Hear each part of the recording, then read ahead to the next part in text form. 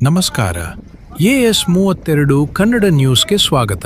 ವಾಡಿ ಪಟ್ಟಣದ ಬಿಜೆಪಿ ಕಚೇರಿಯಲ್ಲಿ ಕಾರ್ಗಿಲ್ ವಿಜಯೋತ್ಸವವನ್ನು ಅರ್ಥಪೂರ್ಣವಾಗಿ ಆಚರಿಸಲಾಯಿತು. ಹುತಾತ್ಮ ಯೋಧರಿಗೆ ಪುಷ್ಪ ನಮನ ಸಲ್ಲಿಸಿ ಅವರ ತ್ಯಾಗ ಮತ್ತು ಶೌರ್ಯವನ್ನು ಸ್ಮರಿಸಲಾಯಿತು.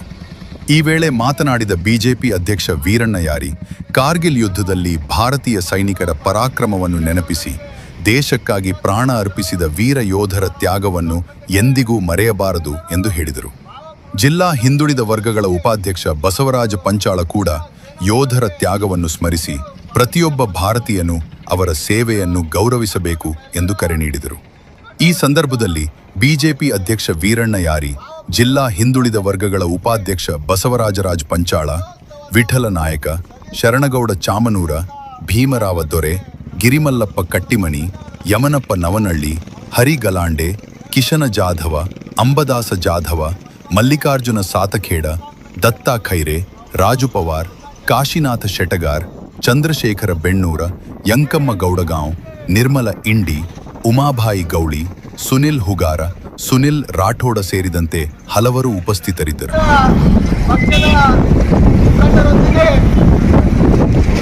ಕಾರ್ಗಿಲ್ ಯುದ್ಧದಲ್ಲಿ ನಮ್ಮ ಪ್ರಾಣವನ್ನೇ ಪಣಕ್ಕಿಟ್ಟು ಹೋರಾಡಿ ಸೈನಿಕರಾದ ಪಾಕಿಸ್ತಾನಿಯರನ್ನು ನೋಡಿಸಿ ಭಾರತದ ಹೆಮ್ಮೆಯನ್ನು ಮೆರೆದಿರುವಂಥ ನಮ್ಮ ಎಲ್ಲ ಭಾರತೀಯ ವೀರ ಯೋಧರಿಗೆ ಹುತಾತ್ಮರಾದರು.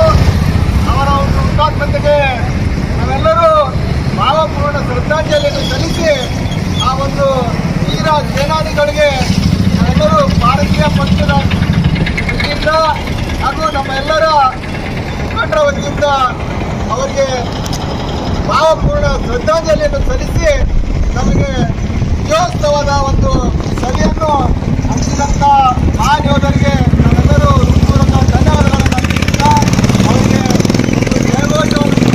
ಮೂಲಕ ಅವರಿಗೆ ಮತ್ತೊಮ್ಮೆ ಅವರ ಒಂದು ಹುತಾತ್ಮಕ್ಕೆ ಒಂದು ಭಾವಪೂರ್ಣ ಶ್ರದ್ಧಾಂಜಲಿ